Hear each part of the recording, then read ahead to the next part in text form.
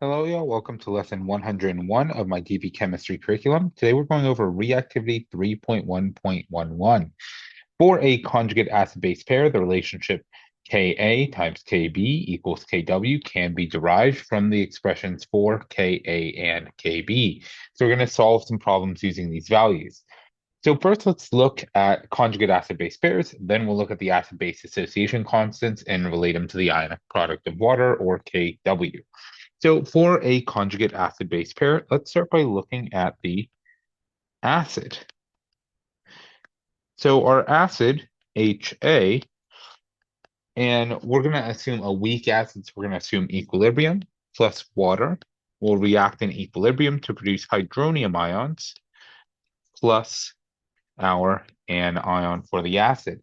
Now, everything's going to be aqueous with the exception of water, so we can remove it for our equations.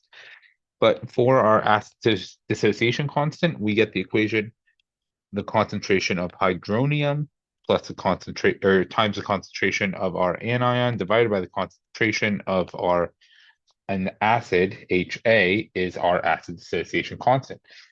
Now, what we recognize is right here, this is our conjugate base.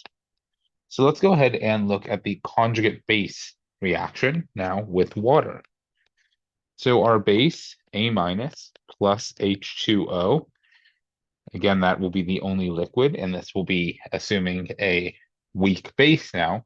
Will steal the hydrogen, becoming its acid form again, HA, plus what is left are remaining hydroxide. When we look at the base dissociation constant for this, Kb, we get our equation of the concentration of HA times the concentration of OH minus divided by the concentration of A minus our anion. So we now have our acid dissociation constant and our base dissociation constant for the conjugate base. So these are a conjugate pair. What we can do is we can multiply these two together. So if we do a little bit of math, Ka times Kb, we will get H3O plus A minus divided by HA. This is our acid dissociation constant. And we're going to multiply that by our base dissociation constant, HA, times OH minus divided by A minus. Now we can start doing a little bit of dimensional analysis, some unit cancellation. Our acid is on the top and bottom, and our conjugate base, which I'll cross out with another, is on the top and bottom, and therefore can be canceled out if we're just looking at these concentration values. Therefore, we see that our Ka, not plus, times our Kb is just equal to the concentration of hydronium times the concentration of hydroxide. When we look at this, we can realize that this is in fact the ionic product of water.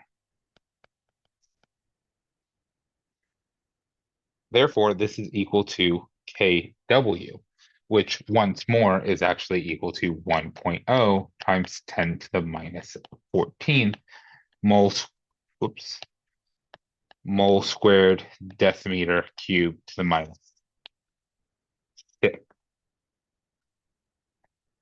So we now have set our acid and base dissociation constants multiplied together equal the ionic product of water.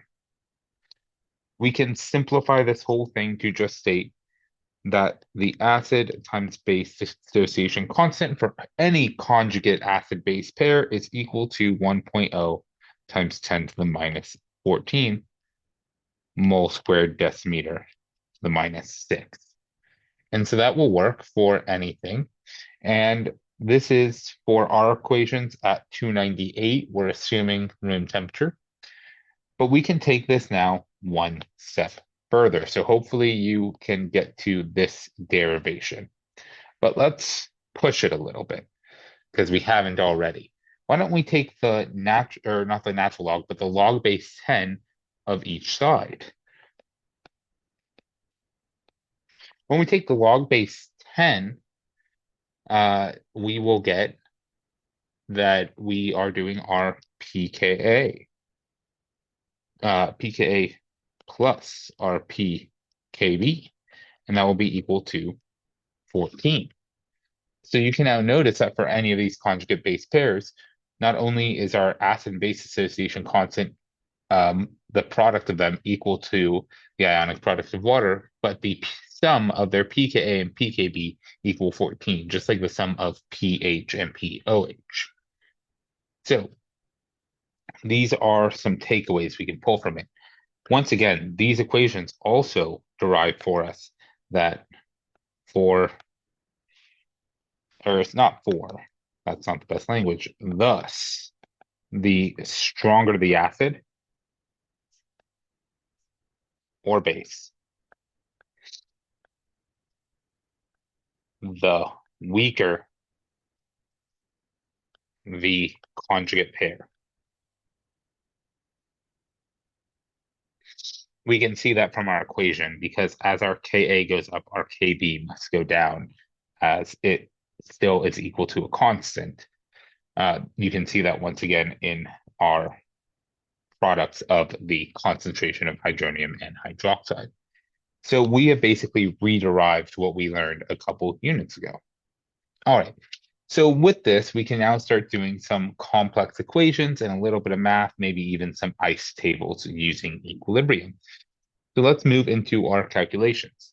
As we do, we want to remember that strong acids and bases fully dissociate. Therefore, that the concentration of our HA initial is going to be equal to the concentration of our hydronium ions, or the concentration of our base initial is going to be equal to the concentration of hydroxide ions. And this is at equilibrium or just final. Because in a strong acid-base reaction, we don't actually have equilibrium. So it's at equilibrium or final as well. And that is because they fully dissociate. Now, this is not exactly correct, but we're talking about monoprotic acids, so something like hydrochloric acid. When we have things like sulfuric acid or any other permutation of multiple hydrogen ions, it gets a little harder. But for strong acids and bases with a full dissociation, we can make these assumptions. But this is where it gets tricky. When we're talking about weak acids and bases, we only have partial dissociation.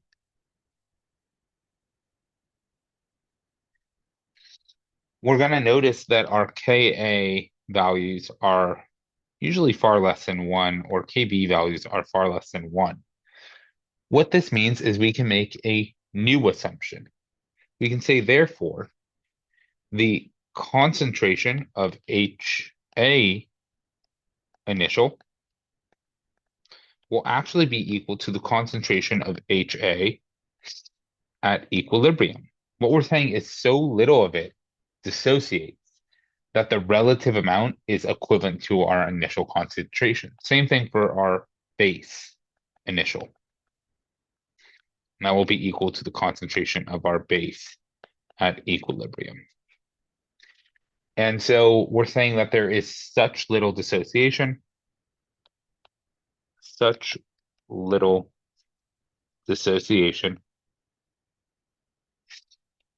that we can assume no change in initial concentrations. And we'll explore that a little further as we do some examples. So let's go straight into our examples. So our first one, we'll look at a weak acid. We'll call that weak acid HA. Has an initial concentration equal to 0.0100 mole decimeter cube inverse. And then at 298 Kelvin, the pH is equal to 4.17. So our question is, what is the Ka for this acid? Now, the first thing we can do is we're going to go ahead and identify the hydronium concentration. Using the equation in our data booklet or just flipping the negative log equation, we know that the concentration of hydronium is 10 to the minus pH, 4.17. Plugging this into our calculator, we are going to get a value of 6.76 times 10 to the minus fifth mole decimeter cube inverse. Now we can go ahead and create our equilibrium or acid dissociation constant equation. And knowing our acid HA plus hydronium, or sorry, plus water reacts to form hydronium plus a minus, and we know that these are all in a 1 to 1 to 1 mole ratio. Our Ka is going to be equivalent to hydronium concentration times A minus divided by concentration of HA. So here's where we make a couple assumptions. Because our amounts of hydronium and A minus are equivalent in mole ratio, they will be equivalent. So we can just say that this is equal to the concentration of hydronium squared. So we'll say 6.76 times 10 to the minus 5 squared. And once again, that is because A minus and H3O plus are equivalent, and H3O plus is 6.76 times 10 to the minus 5th. Furthermore, we know that because this is a weak acid, we can assume that the concentration of our acid initially, HA, remains unchanged. So we're going to set this over 0.0100. Plugging all of this into a calculator, and we get a Ka equivalent to 4.57 times 10 to the minus 7 mole decimeter cubed inverse. And so that is our first equation. One of the reasons why I say that we can just make our assumption that HA remains the same is we can now actually take a look at the data we have. If the concentration is 6.76 times 10 to the minus fifth, and we can do some real math here, what that means is that the amount that this has broken up, we have lost that many moles. So we can do a little bit of math. We start with 0.100 mole per decimeter cube inverse. We subtract 0.1234676 mole decimeter cube inverse. When I plug this into my calculator, because it's a little much math for me, I get 0.0099324. Now, according to significant figures, I have to cut it off here. Cutting it off here, I see that I actually have 0.99. That rounds down instead of rounding up. But what I can see is this is approximately equivalent to 0.01. And therefore, I can say that it remains unchanged. Even though some of it dissociated and we technically have less than we had, we can say it is an equivalent amount and we can just assume that it remains unchanged. So this is kind of the sense behind that assumption that we make right up here as we say that the initial is essentially equal to the equilibrium concentration.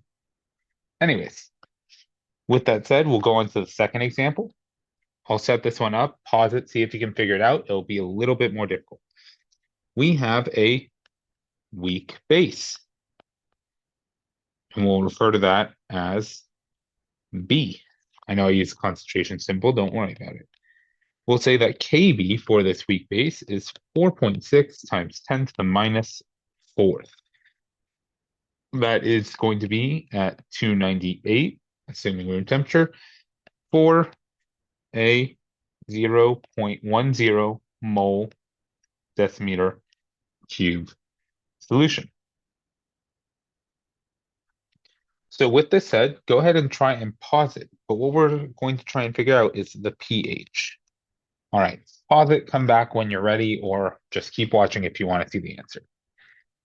So with that, the first thing I do is I'm going to set up my equation. Base plus H2O reacts in equilibrium to form BH plus OH minus. All right, I have my equation. Now, what I can do is set up my KB. KB is equal to the concentration of BH plus times OH minus divided by the concentration of B. We can make the assumptions, but this time I'm actually going to use an ice table. What we're going to find through our ice table is that these are essentially equivalent, as we notice from our balanced chemical equation, but we'll try it a couple different ways. This is equilibrium. So we have our B, we have our BH plus, we have our OH minus. I'm cutting water out of this because it doesn't play a role in our KB equation. Our initial concentration is 0.10, 0, and 0. We lose X, we gain X, we gain X. So we have XX, and we have 0.10 minus X. But once again, we can assume that this concentration is just equivalent to 0.10. So setting up my KB equation, like I did up here, I can now plug in these equilibrium values. KB is equal to x squared divided by 0.10. I'm going to go ahead and set x equal to the square root of KB times 0.10. Plugging in my values, I say x is equal to the square root of 4.6 times 10 to the minus fourth times 0.10. And finally, plugging that into my calculator, I get x is equal to 6.78 times 10 to the minus third.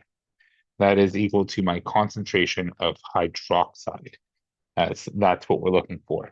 Using this new concentration of hydroxide, I can find that POH is equal to the negative log base 10 of my concentration of hydroxide, negative log base 10 of 6.78 times 10 to the minus third, providing me with a POH of 2.17. All right, finally, I'm going to now use the ionic product of water and go through all that to realize my equation. pH is equal to 14 minus POH. That comes from our equation pH plus POH equals 14, which comes from the logarithm of the ionic product of water. So it's all just kind of coming into the same thing. 14 minus 2.17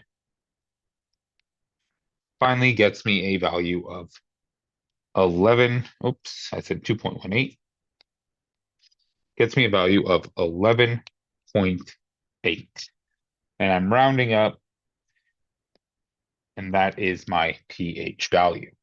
So hopefully you were able to get the same answer, and I hope this helps. Have a great night.